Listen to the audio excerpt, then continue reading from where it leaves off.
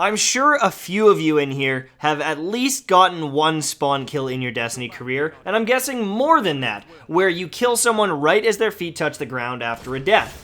But that's not what I'm actually talking about in this video. What I'm talking about is anticipating spawns so that you can take advantage of it.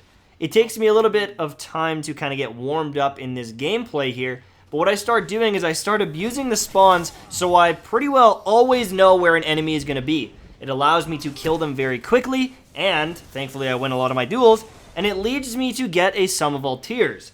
If you want to get a sum of all tears, you need to slay extremely quickly, and one of the ways to do that is simply getting into gunfights more often than everyone else.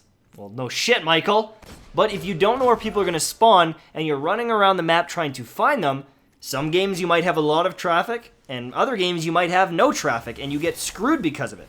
That's why I wanted to talk about this. If you want to consistently win something like Rumble, you need to know where people are going to fight. Now, there's two ways you can look at it. You can anticipate where people are going after they've spawned, or you can anticipate where people are spawning.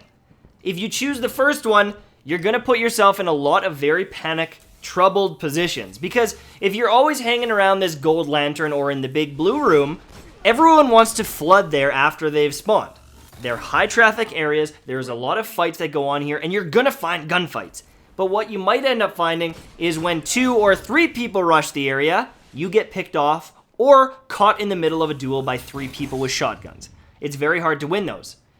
Now, if you anticipate and rotate back and forth between popular spawns like I'm doing right now, you might notice a lot of free 1v1 kills.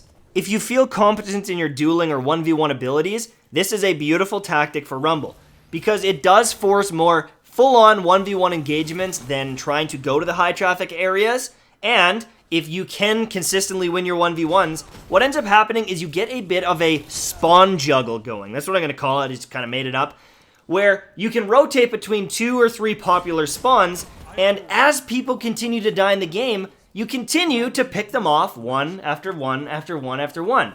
After getting a few kills like this, you can grab your super, push into a high traffic area, and hopefully get a few kills before reverting to kind of square one and doing it all over again. This works the best in Rumble because of the amount of players on the map and the way spawns work. In team modes, the spawns are altered by who's on the map and where in Rumble it doesn't quite as much.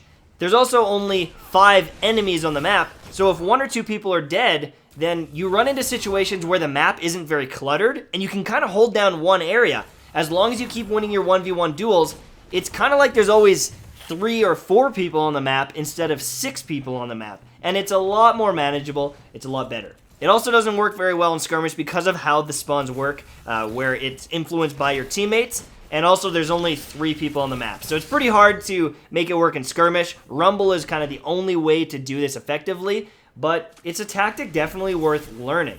The more you play, the more you'll understand where the high traffic areas are and like where the spawns are. It's different for every map, but for the most part, this is one of the safer ways to win Rumble because you're going to have a lot of gunfights without getting those really pinch situations. You can still get unlucky. Rumble is very risque at times, but overall, this is my favorite way to play. Thanks for watching, and I'll see you soon, my friends. Bye-bye.